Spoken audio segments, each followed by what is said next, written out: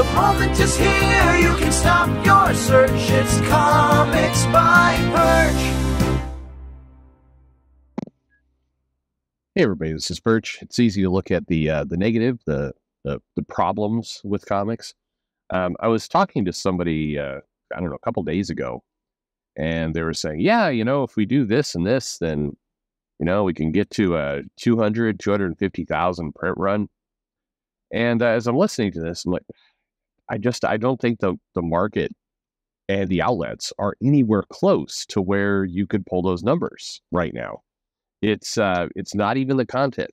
It's not. I mean, like you could, because this pitch that I was hearing had great creators. I mean, people who, could do those kinds of numbers once upon a time. The problem is, we've seen, big time creators go on things. I mean, the Mark Silvestri Batman book was a great looking book in a prestige format, perfectly catered to fans of both that era and comics.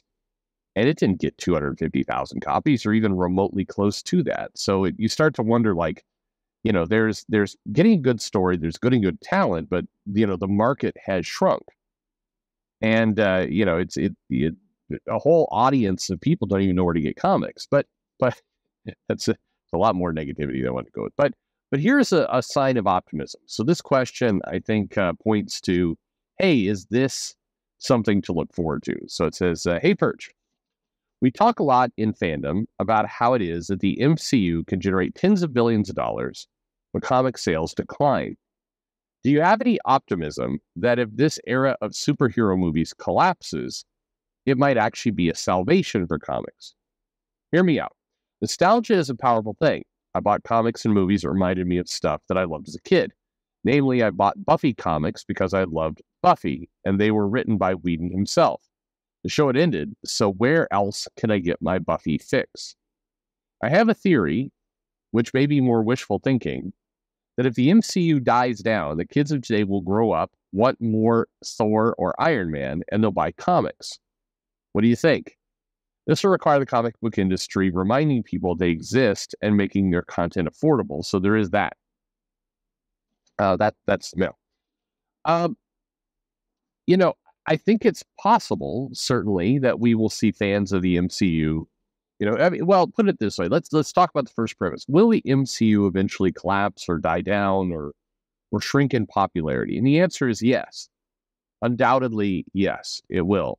I think we're seeing some of that now. The challenge is this deep into the movies, there is no impending sense of, wow, we got to, see where that's going. And I blame a big portion of that on the multiverse. It's taken away stakes. It seems goofy to normies. I've talked to a lot of people who are not really, comic book fans, but they did like the MCU and they like those movies, and they especially like the build to Thanos. They thought that was exciting as a big threat. And they saw Ant-Man, and they're like, I guess a new big threat is this Kang, this Conqueror guy. And first off, the big tell is that the movie-going audience doesn't necessarily identify him as Kang. He's just like the Conqueror guy. And part of it's just Thanos seemed threatening. They didn't have Thanos out there like cracking jokes and being weird, and like they just, he was out there with a very simple, and if you're a movie audience, easy to understand purpose. He's going to kill half the people. He's a big threat. And it was simple. What is Kang's threat exactly? He wants to take over things, but there's a bunch of them, and when you see the end credit scene in Ant-Man, you've got this whole audience of Kangs, but like they're dressed up like a pharaoh, and there's another, like, again, if you're a comic book fan, you're like, oh, Robert Tut, you know these kind of characters are referencing, but if you're not, it just looks kind of bizarre. You've got an alien Kang, and they're all like, the part that was weird to me is, that ending where they're all like bouncing up and down, kind of screaming and stuff. Like, are they excited? Are they crazy? Are they mentally ill? Like, you can't tell what is going on there in that scene where the multiverse of Kangs are like, so, but at any rate, it doesn't generate a sense of, holy shit, we got to tune into all these movies. So I do think we're seeing kind of this slow decline. The other is kind of obvious. They hired some people and did a great job of getting, the fans to rally around and love them. Scarlett Johansson, Jeremy Renner, uh, you know, Chris Evans, Chris Hemsworth, Robert Downey Jr. They those actors really were kind of bigger than life, portrayed the characters really, really well. And so you fast forward to today, you do not have those same stars. One of the other comments that comes out of Ant-Man is like, wow, the main character looks old. You're kind of the biggest quote unquote star power that I think the movies have, the MCU movies have right now, is is Spider-Man. Is that actor, and he's like getting older, wanting to go do something else, and that property is owned by Sony. So, I mean, all these things I think set up a problem for the movie. So, is it likely that you'll see a large group of people who enjoyed those movies go, yeah, I really want to keep, I want to keep having this experience. I'll go to comics. Well, the challenge is, like you mentioned in the mail, a lot of people are not aware the comics exist, or at least they're aware, but they're kind of just dimly aware. And then the comics don't necessarily do a good job of, if you are an MCU fan, not a Marvel fan, and you go to the comics don't feel like necessarily an MCU product. They feel like they kind of hint around at it.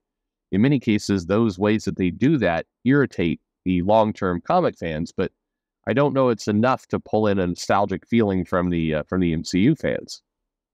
I mean, it's just not a connected product. I mentioned this kind of before. I think if Disney really believes that there's that desire to keep seeing these things, the thing that they're going to do is they're going to just start making an animated show of decent quality that, keep the characters locked in whatever appearance and look they were when everybody got excited about it.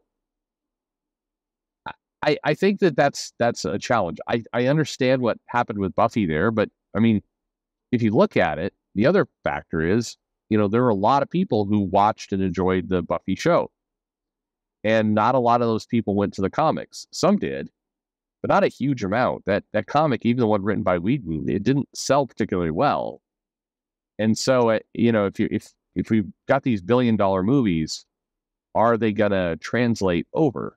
Probably not. And on top of that, I think Buffy ended more or less, I mean, I don't know, I've heard this debated, more or less on a high, meaning fans were satisfied with where it landed. If the MCU starts to kind of go backward, if Guardians of the Galaxy kind of wraps up and not really want to do more there, and a lot of those actors follow James Gunn over to DC, and does Brie Larson and Anthony Mackie kind of generate that same excitement for fans? Is the new Kamala Khan Miss Marvel? I mean, it was the lowest rated Disney Plus show. I think they're going backwards in terms of massive fan support.